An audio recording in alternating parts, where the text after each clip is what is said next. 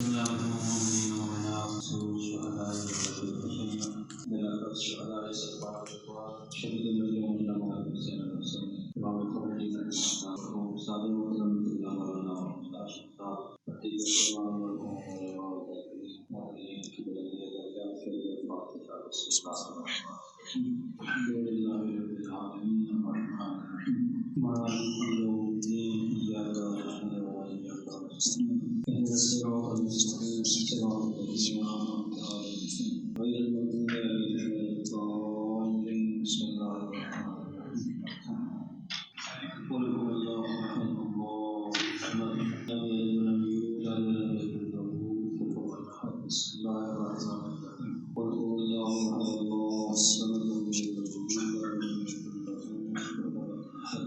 اللہ الرحمن الرحیم قل هو اللہ احد اللہ الصمد لم یلد ولم یولد ولم یکن له کفوا احد صدق اللہ الکریم اللہم صل علی محمد اعوذ باللہ من الشیطان الرجیم بسم اللہ الرحمن الرحیم الحمد للہ رب العالمین خالق السماوات والارضین الواحد الاحد الفرد الصمد الذي لم يتخذ صاحبة ولا ولدا والصلاة والسلام على أشرف الأنبياء والمرسلين سيدنا ومولانا أبي القاسم محمد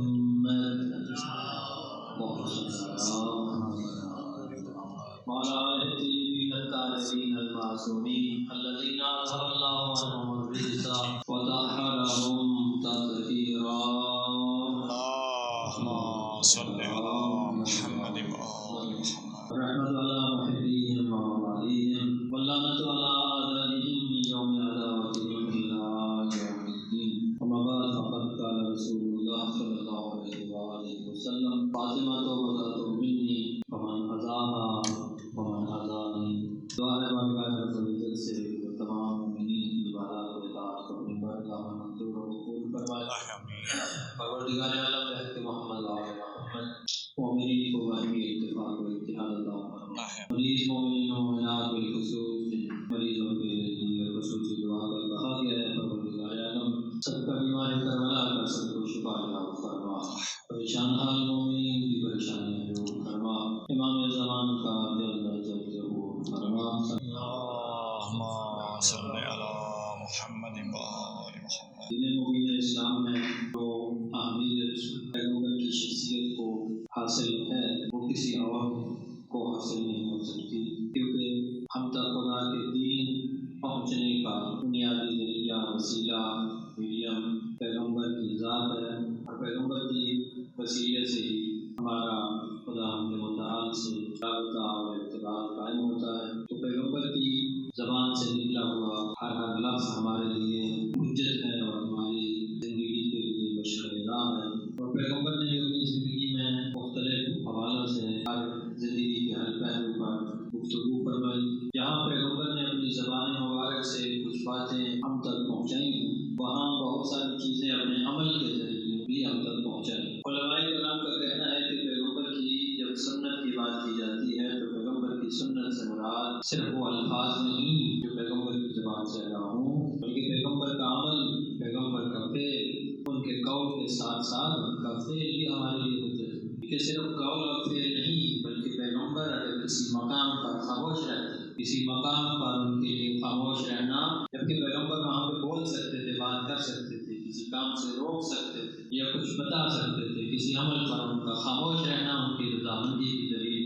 تو جب پیغمبر کسی کام پر راضی ہوں تو اس کا مطلب یہ ہے کہ اس کام پر خدا راضی ہے. تو یوں پیغمبر کا قول فعل اور اصطلاحی زبان میں سے کہا جاتا ہے تقریر معصوم. ایک تو تقریر ہم بولتے ہیں یعنی تقریر کرنا، یعنی خطابت کرنا، بولنا، اور یہاں اصطلاح میں تقریر معصوم کہا جاتا ہے پیغمبر کی خاموشی کو. تو یہ بھی ہمارے لیے حجت ہے. تو پیغمبر کی زندگی میں جہاں ہم بہت ساری چیزیں دیکھتے ہیں، وہاں یہ ہے کہ پیغمبر نے اپنے قول اور اپنے فعل اور اپنی رضامندی کے ذریعے اپنے اہل بیت کا جو مقام بتایا ہے امت کو، بالخصوص اپنی بیٹی حضرت فاطمہ زہرا سلام اللہ علیہا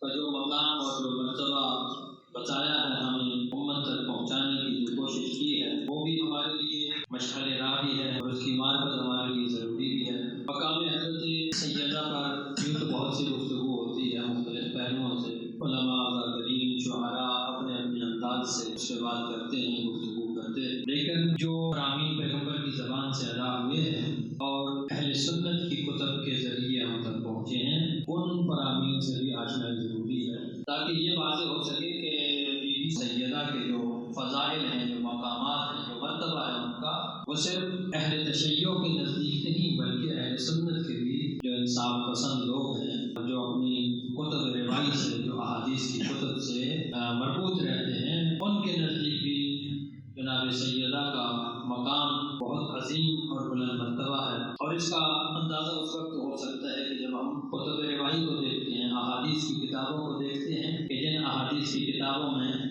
بی بی کے مقام کو بتایا گیا ہے اور جس میں مختلف احادیث مختلف اصحاب کی زبانی سے اور امہات المؤمنین کی زبان سے بھی دختر رسول کے بارے میں جو فرامین آئے ہیں ہمارے پاس، ان کو بھی جو ہے وہ نظر میں رکھنا چاہیے۔ وہ کہ بہت ساری چیزیں ان میں ایسی ہیں جو آپ عام سنتے رہتے ہیں مجالس میں، گفتگو میں، اور وہ ہمارے منابع میں بھی، ہماری کتابوں میں، ہماری احادیث میں، روایت میں موجود ہے، لیکن اسی سے ملتے جلتے الفاظ میں بہت ساری احادیث ہیں۔ مثلاً میں نے کچھ احادیث نوٹ کی ہیں کتب کے حوالہ کے ساتھ، وہ آپ کے سامنے پیش کرنا چاہتا ہوں۔ ایک حدیث ہے عن صفیہ بنت شیبہ قالت عائشہ رضی اللہ عنہا، انہی کی زبان میں ان کے الفاظ میں نقل کر رہا ہوں جس طرح وہ لکھے ہوئے سارے الفاظ۔ خرج النبی صلی اللہ علیہ وآلہ وسلم غداة وعلیہ مرط مرحل من شعر اسود فجاء الحسن بن علی رضی اللہ عنہما فادخلہ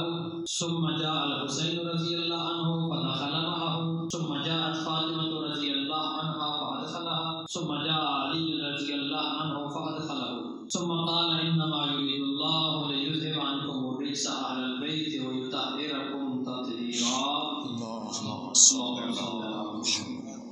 یہ صحیح مسلم کی روایت ہے۔ حضرت صفیہ بنت شیبہ روایت کرتی ہیں کہ حضرت عائشہ نے بیان کیا کہ حضور صلی اللہ علیہ وآلہ وسلم صبح کے وقت باہر تشریف لائے، جبکہ آپ نے ایک چادر اوڑھی ہوئی تھی جس پر سیاہ اون سے کجاووں کے نشان بنے ہوئے تھے۔ تو حضرت حسن بن علی تشریف لائے تو آپ صلی اللہ علیہ وآلہ وسلم نے انہیں چادر میں اپنے ساتھ بٹھا لیا۔ پھر حضرت حسین آئے اور ان کے ہمراہ چادر میں داخل ہو گئے۔ پھر سیدہ فاطمہ آئیں اور آپ نے ان کو بھی اس چادر میں اپنے ساتھ بٹھا لیا۔ پھر حضرت علی آئے تو آپ نے انہیں بھی اپنی چادر میں لے لیا۔ اس کے بعد آپ نے یہ آیت پڑھی کہ اے اللہ، اے اہل بیت، اللہ تو یہی چاہتا ہے کہ تم سے ہر آلودگی کو دور کر دے اور تم کو خوب پاک و صاف کر دے۔ یہ حدیث صحیح مسلم میں موجود ہے، الجامع الصحیح جو صحیح مسلم کے نام سے مشہور ہے۔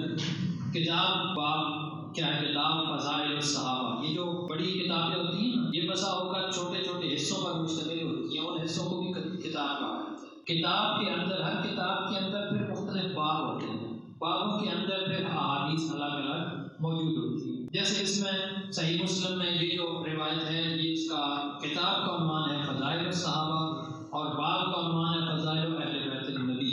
اس کے اندر جو جلد نمبر 4 ہے اور حدیث نمبر ہے 1883۔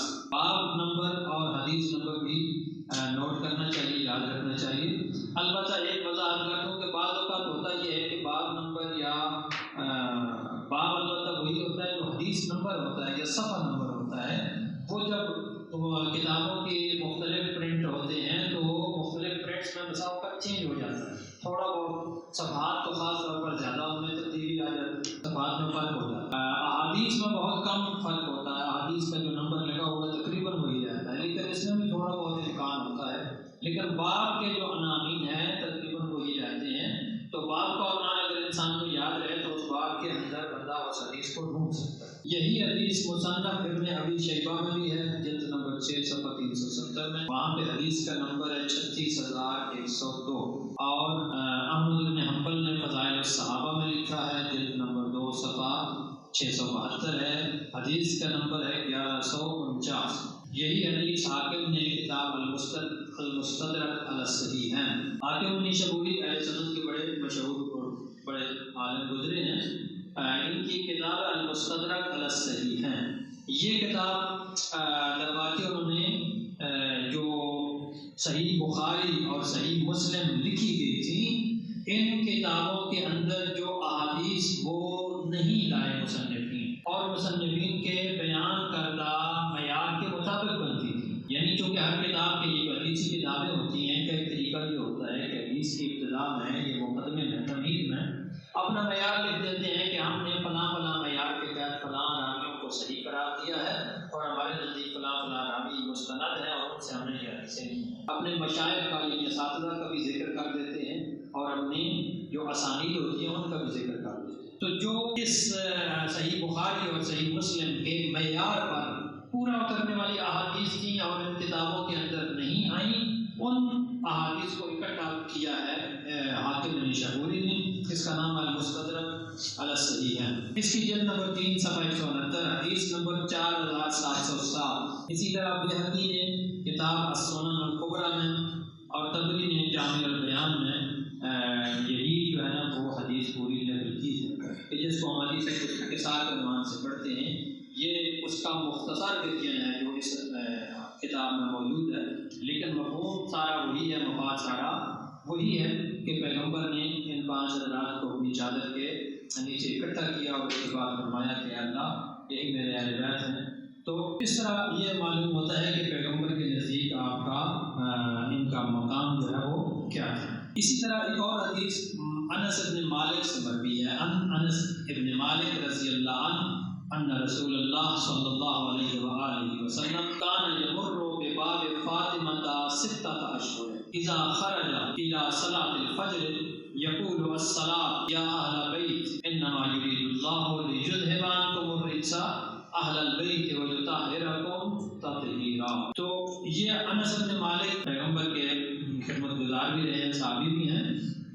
یہ فرماتے ہیں کہ 6 ماہ تک، بعض روایات میں بعض کتب میں 9 ماہ بھی لکھا ہوا، بعض راویوں نے، اور بعض میں 6 ماہ بھی لکھا۔ تو اس روایت میں 6 ماہ کا ذکر ہے کہ 6 ماہ تک حضور صلی اللہ علیہ وآلہ وسلم کو یہ معمول رہا کہ جب نماز کے لیے، نماز فجر کے لیے نکلتے تھے تو حضرت فاطمہ کے دروازے کے پاس سے گزرتے ہوئے فرماتے ہیں اے اہل بیت نماز قائم کرو، اور پھر یہ آیت مبارکہ پڑھتے تھے۔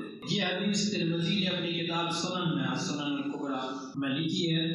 اس کی کتاب کا عنوان ہے تفسیر القرآن باب ومن سورۃ الاحزاب۔ حدیث جلد نمبر 5 ہے، صفحہ 352، حدیث کا نمبر ہے 3206۔ اسی طرح امام احمد بن حنبل نے مسند میں اسی حدیث کو 3 جلد کے صفحہ 259 پہ لکھا ہے، اور اس کی کتاب کا 285 پہ بھی لکھا ہے، 259 کتاب کا عنوان ہے فضائل الصحابہ، یعنی اس مسند کے اندر جو ہے باب فضائل الصحابہ، اور حدیث نمبر 1340۔ مصنف ابن ابی شیبہ نے بھی اسی حدیث کو نقل کیا ہے۔ اسی طرح امام شیبانی نے الاحاد والمثانی جلد نمبر 5 میں نقل کیا ہے، اور حاکم نے بھی مستدرک میں نقل کی ہے۔ مختلف کتابوں میں اس کے اندر یہ روایت کرنا وہ بھی موجود ہے کہ پیغمبر 6 ماہ تک دروازہ حضرت فاطمہ پر آیت تطہیر کی تلاوت کرتے ہیں۔ صلوات پڑھو۔ اچھا، یہ ایک اور حدیث ہے جو ہماری عام مجالس اور محافل میں بیان کی بھی جاتی ہے، سنتے بھی رہتے ہیں۔ میں اس کا جو اہل سنت کی کتب میں ہے اس کے ریفرنس سے پڑھنا چاہوں گا۔ اس کے راوی مسور ابن مخرمہ، مسور ابن مخرمہ کہتے ہیں ان رسول اللہ صلی اللہ علیہ وآلہ وسلم قال فاطمۃ بضعۃ منی فمن اغضبها اغضبنی، متفق علیہ۔ وہذا لفظ البخاری، بخاری والا کہتا ہے کہ متفق علیہ، حدیث متفق علیہ، کہ حضور صلی اللہ علیہ وسلم نے فرمایا کہ میرے فاطمہ میرے جسم کا ٹکڑا ہے، بس جس نے اسے ناراض کیا اس نے مجھے ناراض کیا۔ اس حدیث کو بخاری نے اپنی کتاب الجامع الصحیح میں، جس کو ہم صحیح بخاری کے نام سے جانتے ہیں، ویسے اس کتاب کا پورا نام بڑا لمبا ہے، الجامع الصحیح المختصر من امور رسول اللہ وسننہ وایامہ، یہ اس کتاب کا پورا نام ہے، اور علمی محافل میں الجامع الصحیح کے عنوان سے ذکر کیا جاتا ہے، اور عام عوامی محافل میں صحیح بخاری کا عنوان دیا جاتا ہے۔ بہرحال اس کی کتاب المناقب ہے، باب ہے مناقب و کرامت رسول اللہ صلی اللہ علیہ وآلہ وسلم، جلد نمبر 3 ہے 1361 ہے اور حدیث کا نمبر ہے 3510. پھر اس کو باب مناقب فاطمہ میں بھی لکھا ہے، اس میں حدیث کا نمبر ہے 3556. مسلم نے بھی اپنی کتاب میں اسی صحیح میں لکھا ہے باب فضائل صحابہ، باب فضائل فاطمہ بنت نبی صلی اللہ علیہ وآلہ وسلم، جلد نمبر 4 ہے، صفحہ 1903 ہے. حدیث کا نمبر ہے اس کتاب میں مسلم میں، صحیح مسلم میں حدیث کا نمبر ہے 2449. ابن ابی شیبہ نے مصنف میں جلد نمبر 6 صفحہ 388 میں حدیث کا نمبر ہے 32269. اسی طرح مسند احمد بن حنبل میں اس کے حدیث کا نمبر ہے 4233. شیبانی نے الاحاد والمسانی میں بھی اس کو جلد نمبر 5 میں نقل کیا، وہاں حدیث کا نمبر ہے 2954. امام طبرانی نے معجم الکبیر میں نقل کیا. طبرانی کی 3 کتابیں معجم کے نام سے ہیں، المعجم الکبیر، المعجم الاوسط، المعجم الصغیر. اس معجم الکبیر میں حدیث کا نمبر ہے 1012. یہ کیا ہے حدیث جو ہے نا وہ کہ فرمایا پیغمبر نے کہ فاطمہ میرے وجود کا حصہ ہے، میرا ٹکڑا ہے، جس نے فاطمہ کو غضبناک کیا اس نے مجھے غضبناک کیا. اچھا، عجیب بات یہ ہے کہ یہی راوی جو ہے جو مسور ابن مخرمہ ہے، اسی کتاب میں اس نے اس حدیث کو شاید اس مقصد کے تحت بیان کیا ہے. اس کے ذیل میں ایک اور حدیث بھی لے کر آئے کہ نعوذ باللہ حضرت علی علیہ السلام نے حضرت فاطمہ کی زندگی میں ارادہ کیا تھا وہ کسی اور سے شادی کا، تو اس سے حضرت فاطمہ کو تکلیف پہنچی. پھر حضور یہ بات پہنچی تو حضور صلی اللہ علیہ وسلم نے فرمایا کہ میں کبھی اجازت نہیں دوں گا تو کہ میری جو ہے نا وہ اولاد سے ابو جہل کی اولاد کا جو ہے نا وہ مکس ہو جائے.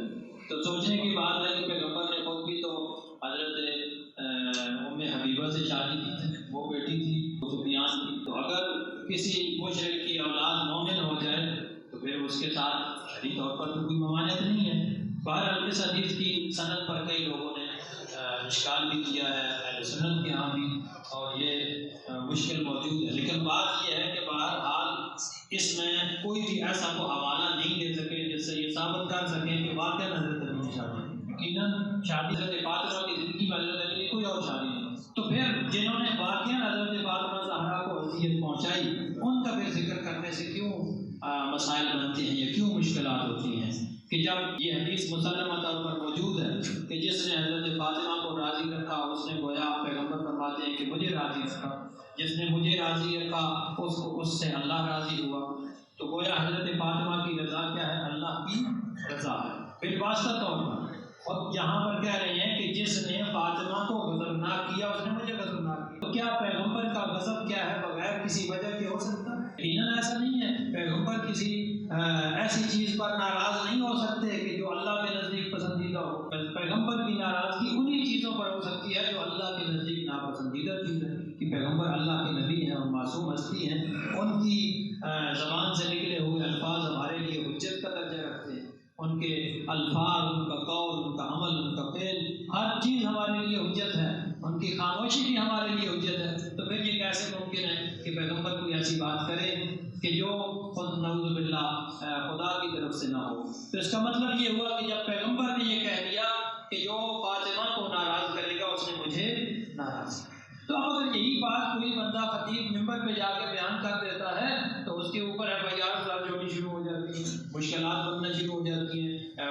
صرف ایف آئی آر نہیں، اب تو کام آگے تھوڑا سا پہنچ گیا ہے، مظاہرے شروع ہو جاتے ہیں، احتجاجی مظاہرے شروع ہو جاتے ہیں. بھائی دیکھیے یہ 1400 سال سے چیز موجود ہے، اہل سنت کی کتابوں میں موجود ہے، شیعہ کی کتابوں میں موجود ہے. تو آپ اس چیز کو جو موجود ہے اسی کو اگر کوئی بیان کرتا ہے تو اس سے آپ کو کیا مشکل پیش آتی ہے؟ آپ عقیدے کو آپ اس کو نہیں مانتے، اس حدیث کو آپ نہ مانیں. ہم آپ سے زبردستی منواتے نہیں ہیں، صرف یہ کہتے ہیں کہ اپنی کتابوں کو ہی دیکھ لیجیے.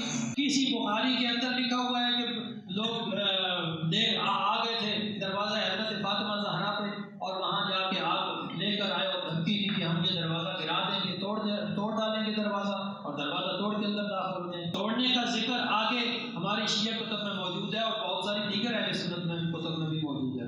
اہل صحیح بخاری میں کم از کم دروازے تک جانا اور دھمکی دینا خود صحیح بخاری میں موجود ہے. تو جب صحیح بخاری جیسی کتاب میں جس جسے آپ اصح کتاب میں بعد کتاب اللہ کہتے ہیں اس کتاب میں حدیث موجود ہے تو وہی کسی نے ممبر پہ پڑھ دی تو آپ کیوں آگے جا کے اس پہ ایف آئی آر کروانا شروع کر دیتے ہیں یہ ہمارے توہین ہوگی؟ اگر یہ توہین ہے تو سب سے پہلے پھر خود بخاری صاحب نے کی ہے، اگر یہ توہین ہے تو پھر جناب مسلم صاحب نے کی، جو کتابوں کے رائٹر جو لکھتے ہیں، بلکہ ان سے پہلے وہ جو راوی تھے جو روایتیں نقل کرتے تھے، پھر توہین ہے تو ساری ان راویوں نے توہین کی تو ان کا پھر احتساب کریں نا سب سے پہلے۔ بھائی دیکھیے یہ اختلاف 1400 سال سے موجود رہا ہے کہ بہت ساری روایات کو شیعہ صحیح مانتے ہیں، اہل سنت صحیح نہیں مانتے، بہت ساری روایات کو اہل سنت صحیح مانتے ہیں، شیعہ صحیح نہیں مانتے، اور بہت ساری روایات اہل سنت کی ایسی بھی ہیں جو ان کے معیار کے تحت صحیح بھی ہیں اور ہم انہی کو پیش کرتے ہیں۔ جب ان کو یہ پیش کرتے ہیں تو پھر ہمارے لیے مشکل بنا دی جاتی ہے کہ یہ جناب شیعہ کرتے ہیں کیا توہین صحابہ کرتے ہیں۔ توہین صحابہ ایک عنوان بن گیا ہے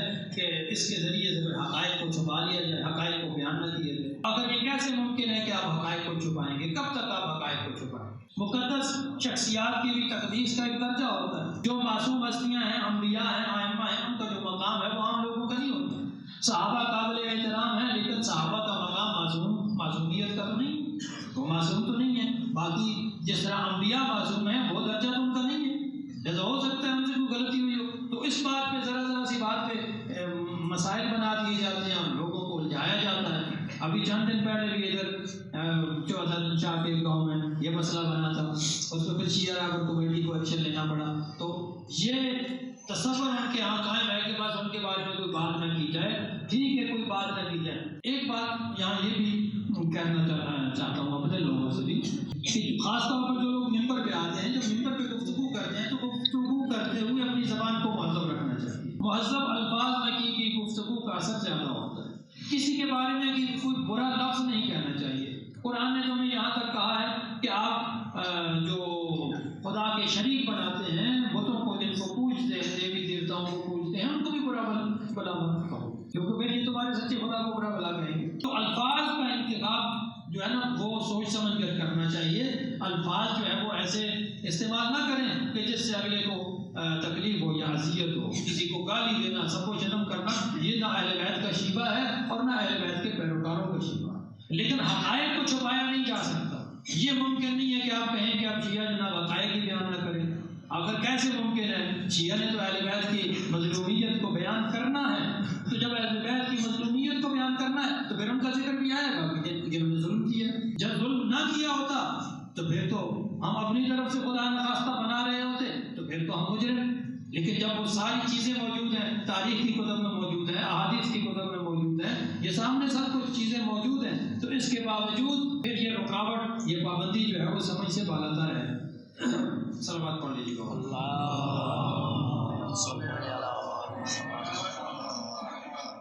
اچھا میرے پاس میں نے کچھ احادیث جو نوٹ کی تھی، کچھ اور بھی احادیث تھیں، لیکن ابھی اتنا وقت نہیں ہے کہ میں وہ ساری احادیث کو آپ کے سامنے پیش کروں۔ ایک آدھ اور حدیث آپ کے سامنے پیش کروں گا۔ یہ بھی اس کے راوی بھی یہی مسور ابن مخرمہ ہے۔ قال رسول اللہ صلی اللہ علیہ وآلہ وسلم انما فاطمہ بضعۃ منی یؤذینی ما اذا۔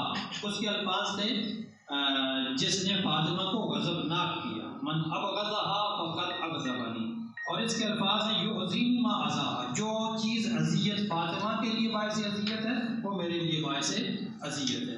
یہ حدیث بھی صحیح مسلم میں بھی موجود ہے اور صحیح سنن نسائی میں بھی موجود ہے۔ اس حدیث کو مسلم نے الجامع الصحیح میں کتاب فضائل الصحابہ باب فضائل فاطمہ بنت النبی جلد نمبر 4 ہے، حدیث کا نمبر ہے 2449۔ اسی طرح نسائی میں بھی سنن کبریٰ میں نسائی نے لکھی ہے جلد نمبر 5 میں، اس حدیث کا نمبر ہے 8370۔ بیہقی نے بھی سنن کبریٰ میں لکھا ہے، اسی طرح شیبانی میں بھی، اور بھی اس کے باہر حوالے موجود ہیں۔ تو ان سب احادیث سے جو چیز ثابت ہوتی ہے وہ یہ ہے کہ مقام حضرت فاطمہ زہرا اتنا بلند ہے کہ ان کی خوشنودی رسول اللہ کی خوشنودی کا سبب ہے، اور رسول اللہ کی خوشنودی اللہ کی خوشنودی کا سبب ہے، اور حضرت فاطمہ الزہرا کی ناپسندیدگی یا ناراضگی حبیب خدا حضرت رسول خدا کی ناراضگی کا سبب ہے، اور جو چیز رسول خدا کی ناراضگی کا سبب ہوگی وہ وہ اللہ کی ناراضگی کا سبب ہوگی۔ خداوند متعال ہمیں ہم سب کو ملت اسلامیہ کو مقام حضرت فاطمہ الزہرا کو پہچاننے کی توفیق عطا فرمائے۔